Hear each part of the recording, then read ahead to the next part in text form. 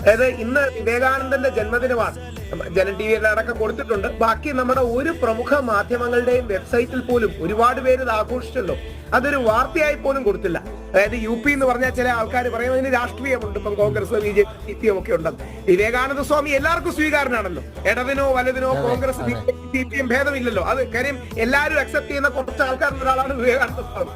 വിവേകാനന്ദ സ്വാമിയുടെ ജന്മദിനം ഇന്നായിട്ട് ഇത്രയും പ്രാധാന്യമുള്ള വ്യക്തിയായിട്ട്, നമ്മുടെ ജാതീയത അടക്കം അതിജീവിക്കാൻ നമ്മളെ സഹായിച്ച ഒരു വ്യക്തിയായിട്ട്, ഏറ്റവും വലിയ മതസമന്വയവാദിയായിട്ട്, സൗഹാർദ്ദവാദിയായിട്ട് പ്രമുഖമായ ഒരുമാതിരി എല്ലാ വെബ്സൈറ്റും എടുത്തു നോക്കി. എവിടെങ്കിലും ഒരു വിവേകാനന്ദ ജയന്തി ആഘോഷിച്ചു? അത് വരൂല. കാരണം മോദി അവിടെ പോയി ധ്യാനം ഇരുന്നോടുകൂടി വിവേകാനന്ദ സ്വാമി RSS ആയില്ലേ.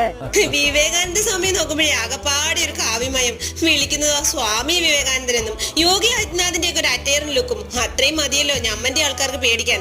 അവര് സമ്മതിക്കോ?